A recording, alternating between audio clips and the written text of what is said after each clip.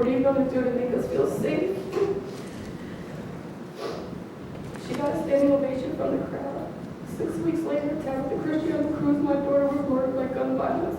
The fight that she was fighting so hard against.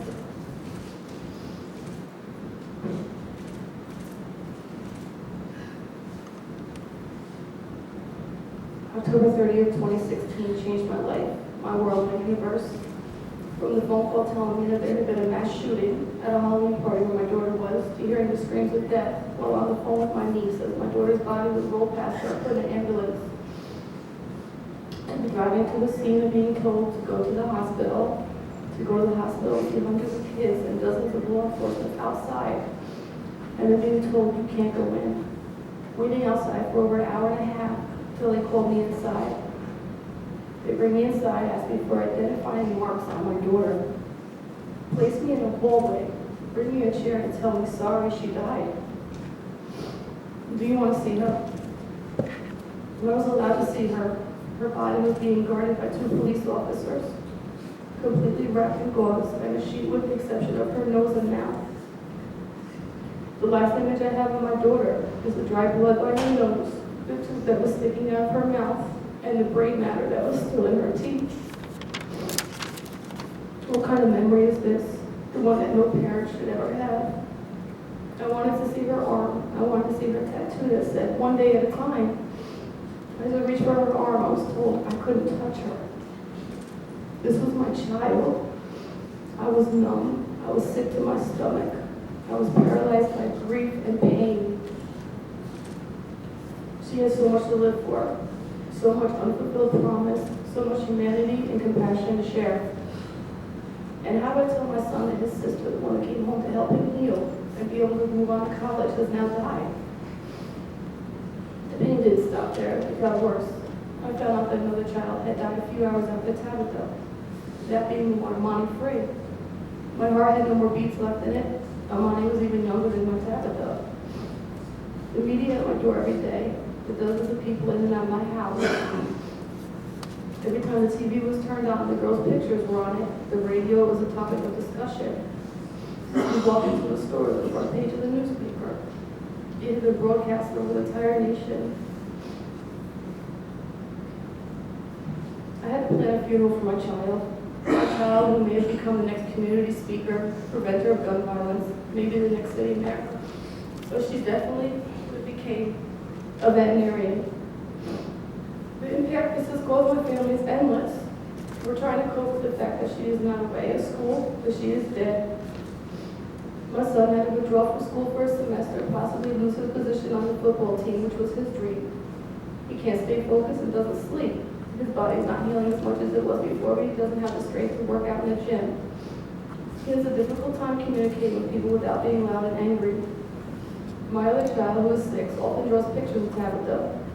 She gives me more hugs now than I can imagine. She says I don't smile anymore. And can I please be happy because I still have her and my son. She's scared of loud noises, where before she wasn't. She doesn't like to leave my side and will no longer sleep in her bed. 2 of her other younger sisters are in counseling weekly. One of them has gone from being an A student like Tabitha was to a child who will no longer speak. Meet her mother. It took 17 days for me to cry. 17 days I couldn't cry. I was torn, I was broken, I was shattered, mentally impaired. There was no way that my Tabitha was no longer with us. Now I cry every day, almost 6 months later. I close my eyes and all I can see is the images from the video of my daughter laying on the ground, bleeding, clinging for life, and Nigel Johnson just stepping over her body as if nothing ever happened. Every time I close my eyes, I continue to hear the screams of my niece that she was on the phone with me as they rolled my daughter's body past her in an ambulance. I see my daughter's body in that room at the hospital with the tube, the blood, the brain matter. I hear the screams of hundreds of people that were outside the hospital as they heard the devastating news. I don't sleep. I'm up all hours of the night. I find myself often walking Tabitha's dog at 2 a.m. I have lost weeks of work, missed my final class needed for promotion. Many times I can't eat. I've lost over 10 pounds in an unhealthy way. My daughter was supposed to be returning to her classes in January.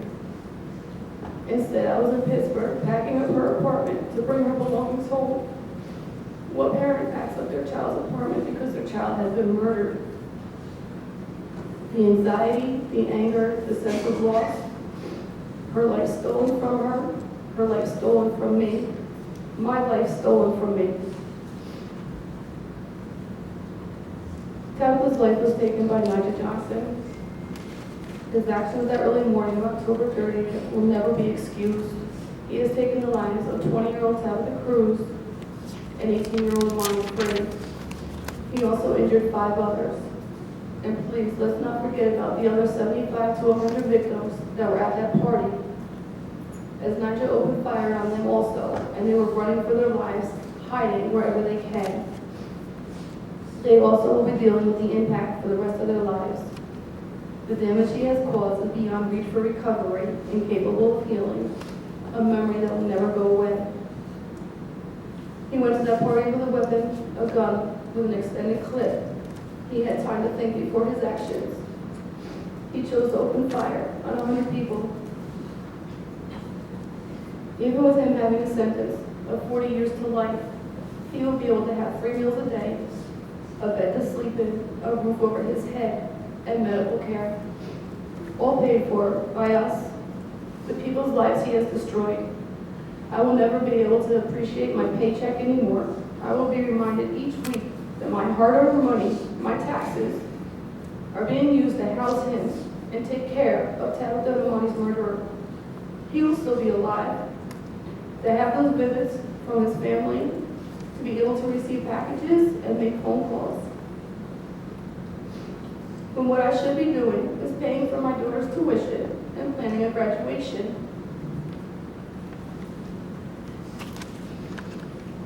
Nigel, you should be happy that New York State doesn't have a death penalty. Because if it did, I would work day and night to make sure you felt the fear of being put in that chair, just like you put the fear of death in Tabitha Namani in the last few minutes of being alive. Tabitha Namani, baby girls, watch over us, give us peace, give us your strength, and give us that unconditional love you both had for humans. Justice is good, sir. May you both finally rest in peace. I love you.